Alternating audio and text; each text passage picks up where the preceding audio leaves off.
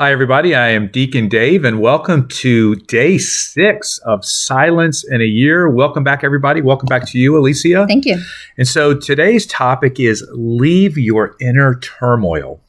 And the word of the day is? Turmoil. Okay, well, why did you pick that word? Or why did I pick that word? In this paragraph, Cardinal Sarah talks about people going to the mountain or to a monastery to solve to solve their problem. Right.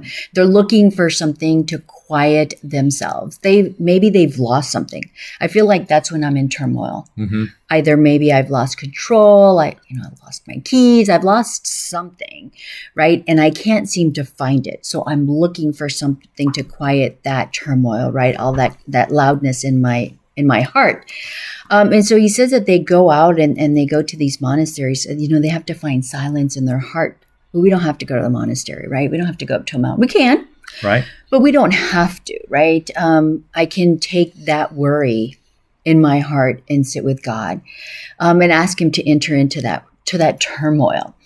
I'm not going to solve the problem. I'm not going to find what I've lost, right? I can't control this situation, but I know he can, and he can help me through that.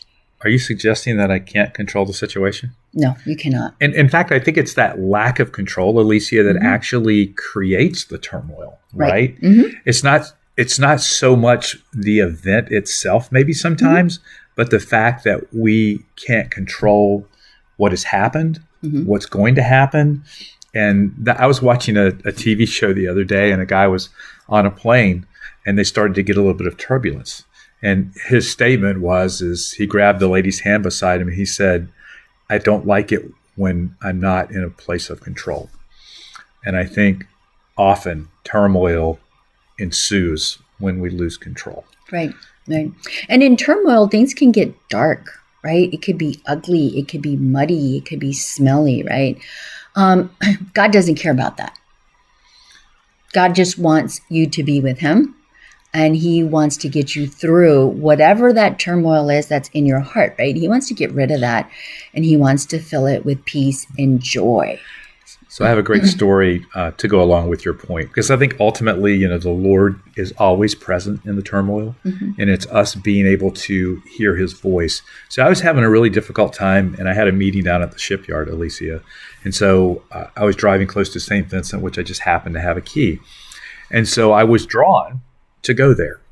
And I just laid down by myself in the dark in front of the tabernacle.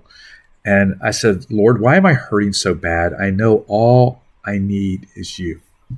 And I think in the midst of turmoil, in the midst of struggle, we have to remember the God who wells and dwells within us, who is already present in the silence, that he's there in the midst of even all of that craziness. The question is, do we see him?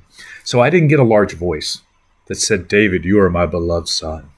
But as I was leaving, what I realized is that the Lord himself drew me to that place so that I could have that realization that he is all that I really need. And so when we have these struggles, when we have these turmoils, when we lose control, when we feel rejected, when we have doubt, we should always go back and remember the Lord that dwells within us. Well, he's all that we need. So I have a takeaway question if you don't. No, go ahead. So is there an area in your life that you're trying to control that you have no control over, that you need to turn over to God? And I'll give you some hints. If it's creating dissidence, anger, frustration, all of these things are not of God, not a fruit of the Spirit, then it's probably something you're trying to control that you shouldn't be. I'm going to encourage you today, along with Alicia, to give the control over to God, because he's all you need. It's your turn to read. I almost forgot. He almost did again. I'm glad I have you here. Our closing prayer. I come, O Lord, into your sanctuary to see the life and food of my soul. As I hope in you, O Lord, inspire me with that confidence which brings me to your holy mountain. Permit me, divine Jesus, to come closer to you, that my whole soul may do homage to the greatness of your majesty, that my heart with its tenderest affections may acknowledge your infinite love, that my memory may dwell on the admirable mysteries here renewed every day, and that the sacrifice of my whole being may accompany you. Amen. I am Deacon Dave. We'll see you next time. Bye. I like the way you say bye. Oh.